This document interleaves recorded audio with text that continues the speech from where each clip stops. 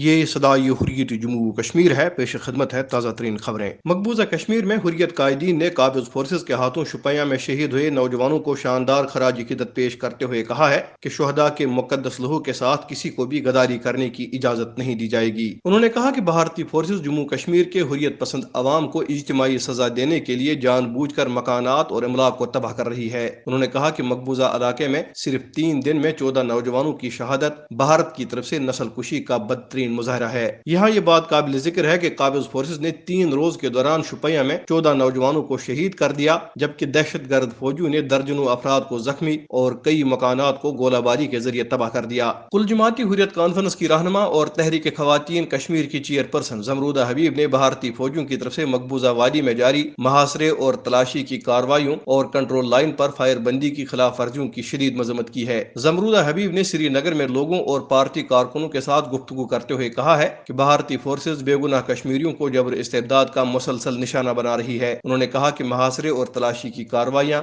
بے گناہ کشمیری نوجوانوں کا قتل، گرفتاریاں، املاک کی تباہی اور کنٹرول لائن پر فائر بندی کی خلاف ورزیاں جنوبی ایشیا میں امن کے لیے ایک بہت بڑا خطرہ ہے۔ زمرودہ حبیب نے غیر قانونی طور پر نظر بند حریت رہنماؤں اور کارکنوں کی گرتی ہوئی صحت پر سخت تشویش کا اظہار کرتے ہوئے ان کی فوری رہائی کا مطالبہ کیا۔ مقبوضہ کشمیر میں گزشتہ برس 5 اگست سے جاری بھارتی فوجی محاصرے اور نظام زندگی کو مفلوج کر دینے والے لاک ڈاؤن کی وجہ سے وادی میں غریب اور مزدور طبقے کے لیے روز بروز حالات انتہائی تشویشناک ہوتے جا رہے ہیں۔ فوجی محاصرے کا سب سے زیادہ اثر معاشرے کے غریب اور مزدور طبقے پر پڑا ہے، جبکہ کاروباری طبقہ بھی سخت پریشان ہے۔ امان اور قطر میں لاک ڈاؤن کی وجہ سے پھنسے مقبوضہ کشمیر کے شہریوں کی مشکلات میں ہر گزرتے دن کے ساتھ اضافہ ہو رہا ہے اور انہوں نے گھر واپسی کے لیے خصوصی انتظامات کرنے کی اپیل کی ہے۔ اس کے ساتھ ہی خبریں ختم ہوئی۔ کسی بھی جارحیہ اور ظالم طاقت کے خلاف برسر پیکار قومیں اور ان کی تحریکیں دیر سویر کامیابی سے ہمکنار اور سرخرو ضرور ہوتی ہیں، لیکن آزادی کی تحریکوں میں اتار چڑھاؤ بھی ضرور آتے ہیں۔ البتہ قیادت تحریک اور قوم کو اپنی دانش و حکمت سے کنارے لے آتی ہے۔ سید علی گیلانی مقبوضہ کشمیر پر بھارت کے گاہسبانہ قبضے کے خاتمے کا ایک استعارہ ہیں، جو گزشتہ 72 برسوں سے جان بازی اور جان نثاری کا حق ادا کر رہے ہیں۔ ان کے بارے میں سابق امیر جماعت اسلامی اور آزاد کشمیر قانون ساز کونسل کے ممبر جناب عبدالرشید ترابی کیا کہتے ہیں، آئیے سنتے ہیں۔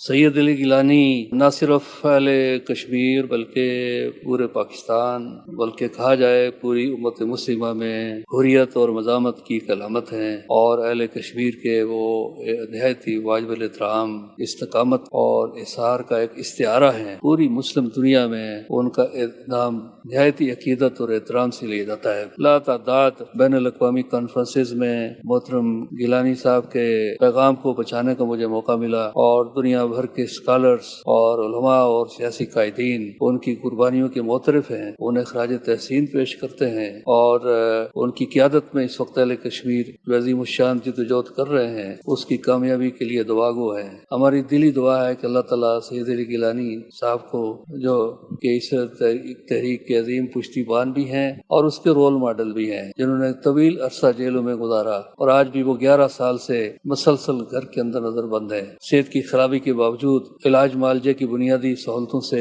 ان کو محروم رکھا گیا ہے۔ نیلسن منڈیلا سے زیادہ تاریخ انہیں ایک عظیم ہیرو کے طور پر یاد رکھے گی۔ سید علی گیلانی کی تنہا و توانا آواز تھی کہ جو پوری قوم کے لیے ایک سہارے کا باعث بنی، اور پوری قوم کی انہوں نے حوصلہ افزائی کی اور پوری قوم کو اٹھایا۔ تو ان کی یہ ساری خدمات تاریخ کا حصہ ہیں۔ آزاد جموں و کشمیر قانون ساز اسمبلی کے اجلاسوں میں مسلسل پورے ہاؤس کی طرف سے ان کی خدمات کو خراج تحسین پیش کیا گیا، اور ان کے ساتھ جو باقی ہمارے دیگر قائدین، شبیر احمد شاہ صاحب ہیں، یاسین ملک صاحب ہیں، میر وائز صاحب ہیں، آسیہ اندرابی ہیں، اور سہرائی صاحب ہیں، اور ڈاکٹر عبدالحمید فیاض، جو کاروان حریت ہے، ہم سب کی استقامت کے لیے دعاگو ہیں۔ لیکن اس میں ظاہر ہے کہ تاریخ گیلانی صاحب کے کردار کی انفرادیت کو ہمیشہ یاد رکھے گی۔ بھارت اور اس کے حواری سید علی گیلانی کی عوامی مقبولیت سے ہر دور میں خائف رہے ہیں، جس کی وجہ سے انہیں کئی بار راستے سے ہٹانے کا پروگرام بھی بنایا گیا تھا، مگر یہ مرد درویش بھارت کے خلاف چٹان کی مانند کھڑے آنے والی نسلوں کے لیے انمٹ نقوش چھوڑ رہے ہیں، جو کہ ایک تحریکی سرمایہ ہے۔